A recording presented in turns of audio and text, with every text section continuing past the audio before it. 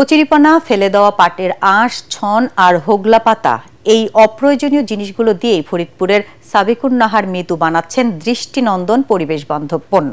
বর্তমানে তার তৈরি ব্যাগ, ঝুড়ি, টিস্যু বক্স, ফুলের টব, টুপি সহ প্রায় 50 ধরনের পণ্য যাচ্ছে দেশের গণ্ডি পেরিয়ে বিদেশে। প্রতি মাসের সব খরচ বাদ দিয়েই আয় হচ্ছে 5 লাখ টাকা। ফরিদপুর প্রতিনিধি কামরুজ্জামান সোহেলের রিপোর্ট আর জানাচ্ছেন মিজান শাহজাহান।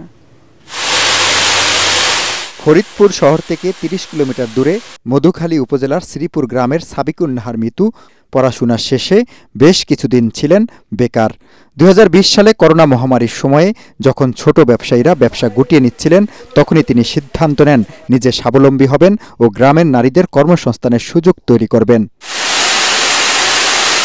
নিজের সঞ্চয় আর স্বর্ণালংকার বিক্রি করে 5 লাখ টাকা পুঁজিতে কেনেন 12টি মেশিন। শুরু করেন মাত্র 15 জন নারী শ্রমিক নিয়ে। প্রতিষ্ঠা করেন লাম ক্রিয়েশন নামে হস্তশিল্প কারখানা। সেখান থেকে শুরু তার পথ চলা। এখন 2টি সংস্থার মাধ্যমে বিদেশেও রপ্তানি হচ্ছে তার তৈরি পণ্য। খুব শিগগিরই নিজস্ব উদ্যোগে বিদেশে সরাসরি পণ্য পাঠানোর পরিকল্পনাও রয়েছে তার। প্রথম যখন আমি মালটা দেই তখন আমার 30,000-এর মতো আমার বিক্রি হয়। তো ওইটাই ছিল আমার একমাত্র পুঁজি এবং ওখান থেকে আমি আমার কর্মীদের বেতন, তারপর মেশিনের পাসপত্র এগুলো করে আস্তে আস্তে এটাকে বৃদ্ধি করি। আর এই পণ্যগুলো আমরা সাপ্লাই হিসেবে কাজ করছি, আমরা সরাসরি এখনো বায়ার পাইনি। আমরা বেডি ক্রিয়েশন এবং গোল্ডেন জুট, ঢাকার আরও একটা কোম্পানি, এইসব কোম্পানিতে সাপ্লাই হিসেবে কাজ করছি।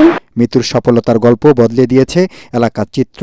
বর্তমানে তার কারখানায় কাজ করছেন 2 শতাধিক নারী পুরুষ। এছাড়া চুক্তিভিত্তিক আরও 3 শতাধিক নারী কাজ করছেন বিভিন্ন গ্রামে। ফলে স্বাবলম্বী হয়েছেন 5 শতাধিক মানুষ।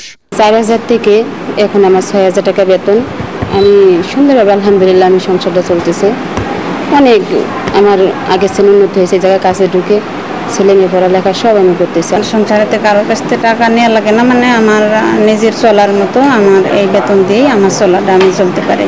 এলাকাবাসীর প্রত্যাশা, সরকারি প্রশিক্ষণ ও সহায়তা পেলে মিতুর মতো আরও অনেক নারী উদ্যোক্তা হতে আগ্রহী উঠবে।